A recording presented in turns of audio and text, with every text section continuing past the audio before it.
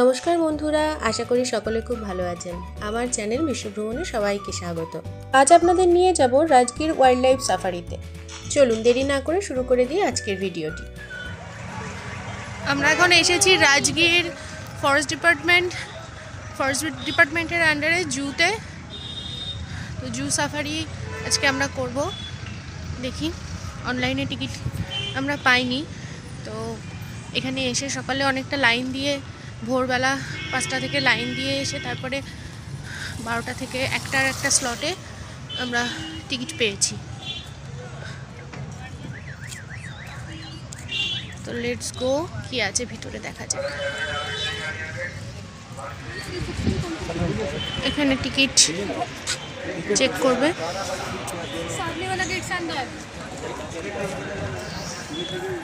বিহার সরকারের ফরেস্ট ডিপার্টমেন্টের অধীন এই রাজগীর ওয়াইল্ড লাইফ সাফারি 2022 সালের 16ই ফেব্রুয়ারি জনগণের উদ্দেশ্যে উন্মুক্ত করে দেওয়া হয়। প্রায় 470 একর এলাকা জুড়ে বিস্তৃত এই ওয়াইল্ড লাইফ সাফারি। এই ওয়াইল্ড লাইফ সাফারিকে দুটি ভাগে ভাগ করা হয়েছে। একটি হলো নেচার সাফারি এবং অপরটি জু সাফারি।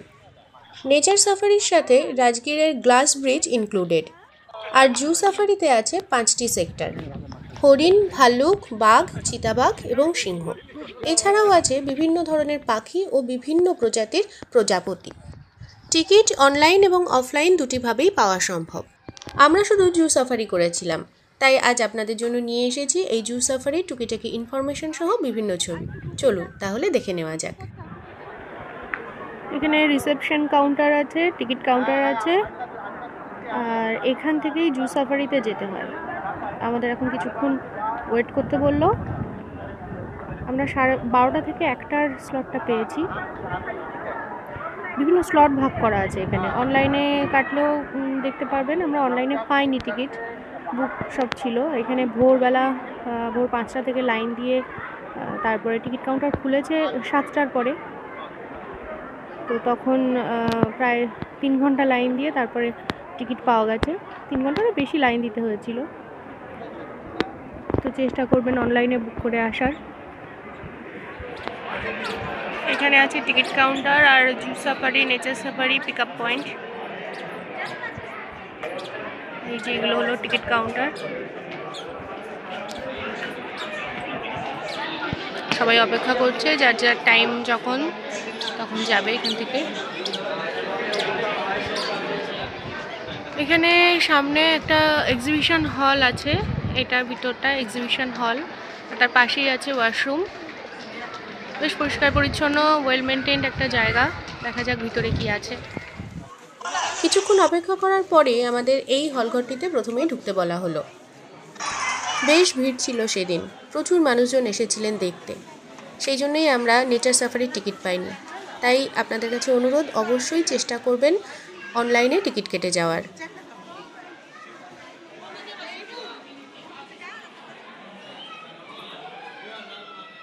এই ঘরটিতে মূলত পৃথিবীর, মানুষের এবং বিভিন্ন প্রাণীদের বিবর্তনের পর্যায়গুলিকে বিভিন্ন মডেল এবং ছবির মাধ্যমে তুলে ধরা হয়েছে।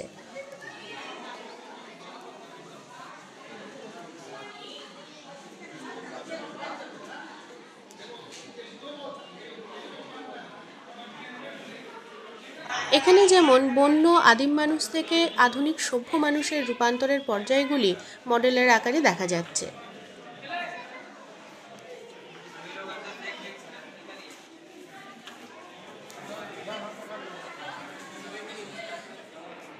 আবার এখানে একটি অন্ধকার ঘরের মধ্যে প্রজেক্টরের মাধ্যমে বিভিন্ন প্রজাপতির ছবি তুলে ধরা হয়েছে।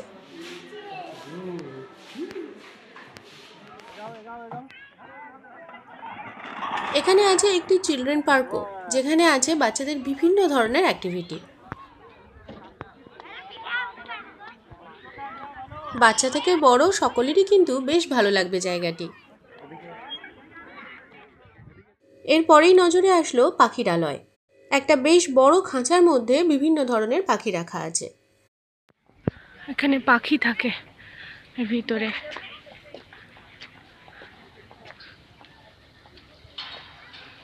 দেখি কি কি পাখি দেখা যায়। প্রথমেই দর্শন পেলাম একটি সুন্দর ম্যাকাওয়ের। এখানে আছে বিভিন্ন ধরনের হাঁস এবং পানকৌড়ি। শুনতে পেলাম ময়ূরের ডাকও। একটু এগোতেই তার দর্শনও পেয়ে গেলাম।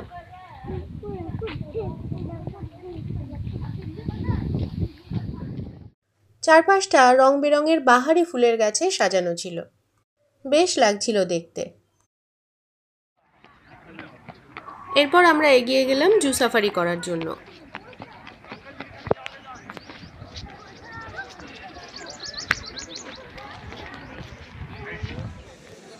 প্রথমেই আমাদের যে বাসে করে সাফারিতে নিয়ে যাবে তার টিকিট দেওয়া হলো। এরপর আমাদের একটি ঘরে অপেক্ষা করতে বলা হলো। এটা হলো ওয়েটিং হল। বাসের নাম্বার দিয়ে দেওয়া হয়েছে, নাম্বার ধরে ধরে ডাকবে, তো যখন বাস আসবে তখন ডেকে নেওয়া হবে। তার আগে পর্যন্ত এখানে সবাইকে ওয়েট করতে হবে। বাসে করে পুরো সাফারি এরিয়াটা ঘোরানো হবে। ছোট ছোট বাস, সেই বাসগুলো আসবে বাইরে, তাতে করে ঘোরানো হবে।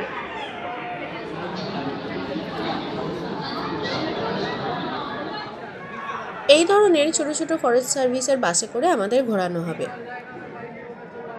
আমাদের বাসের নাম্বার অ্যানাউন্স করার পর আমরা লাইনে গিয়ে দাঁড়ালাম বাসে ওঠার জন্য।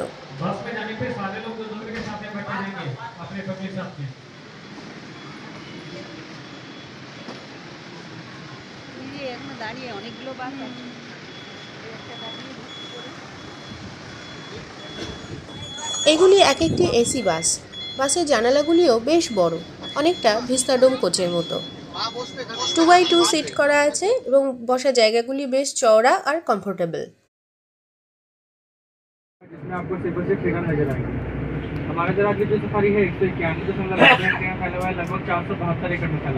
প্রতিটি বাসের ভিতরেই আছেন একজন করে গাইড, যিনি প্রতিনিয়ত এই সাফারি সম্পর্কে এবং সাফারিতে থাকা প্রতিটি প্রাণী সম্পর্কে কিছু না কিছু ইনফরমেশন দিয়েই চলেছিলেন। अगर आपके नजदीक कोई भी एनिमल नजर आता है तो प्लीज विंडो पे लॉक नहीं करेंगे, खिड़की को नहीं खटखटाएंगे। यहाँ जो एनिमल देखने के चांसेस होते हैं 20-25% चांस होते हैं। यहाँ आपको एनिमल आपके नजदीक भी नजर आ सकते हैं, दूर भी नजर आ सकते हैं और नहीं भी नजर आ सकते हैं। सिर्फ और सिर्फ एनिमल्स पे डिपेंड करता है, हमारे लक पे डिपेंड करता है। एंट्री करने के बाद लेफ्ट साइड के दोनों साइड देखते चलेंगे। এই সাফারিতে আছে মোট 5টি সেক্টর এবং প্রত্যেকটি সেক্টরের আগে ঠিক এরকম বড় বড় গেট করা আছে, কোথাও কোথাও ডাবল গেটও করা আছে। সত্যি সত্যি হলো, হ্যাঁ সত্যি সত্যি। বুঝছো, ওই দূরে চিতল হরিণ দেখা যাচ্ছে, স্পটেড ডিয়ার। যাদের শিং আছে সেগুলো মেল আর যাদের শিং নেই সেগুলো ফিমেল।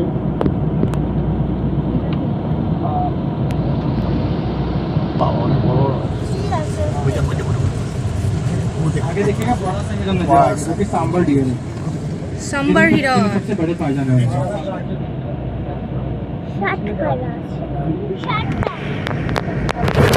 এবার ভিতরে টাইগার, লায়ন আর বিয়ার সাফারি আছে, ডাবল গেট করা।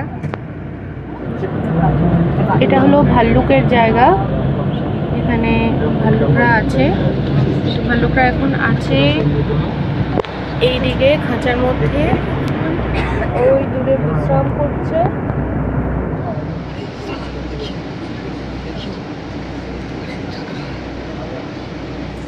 ওই বাঁশঝাড়ে এইখানটাতে একটা ভাল্লুক শুয়ে আছে, উল্টো হয়ে শুয়ে আছে। সব গরমে গাছের তলায় বিশ্রাম নিচ্ছে।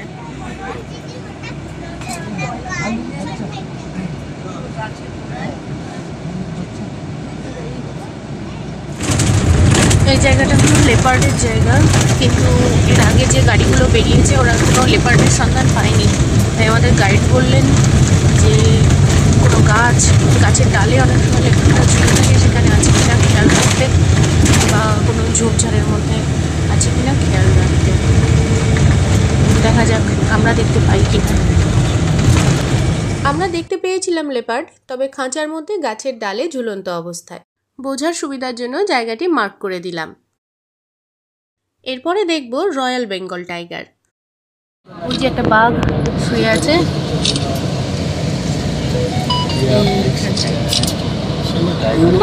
কেন? দুপুরবেলা রোদ প্রচন্ড, তাই গাছের ছায়ায় ঘুমাচ্ছে।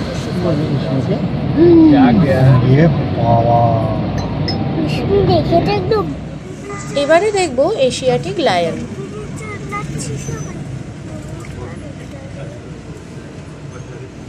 ওই যে এখানে একটা সিংহ বসে আছে।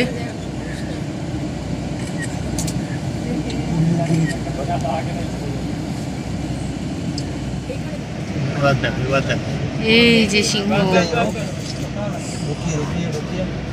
ওরে বাবা,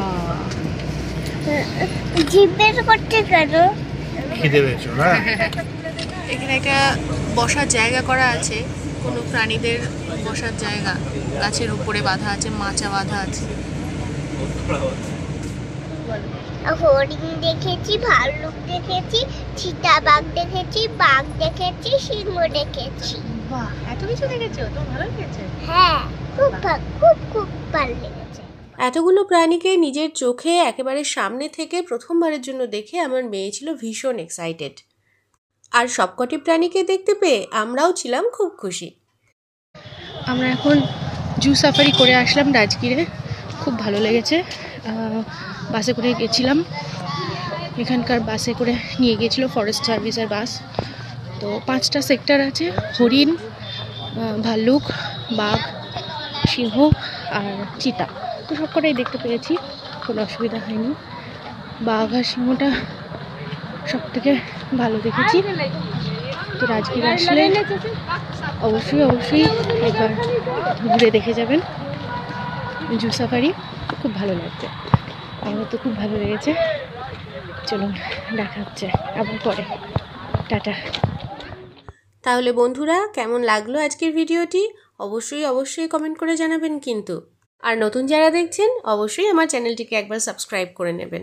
আর রাজগীর ঘুরতে এসে ওয়াইল্ড লাইফ সাফারি একদম মিস করবেন না কিন্তু। তাহলে আজকের মতো এখানেই বিদায় নিচ্ছি, দেখা হবে আবার পরের ভিডিওতে। টাটা।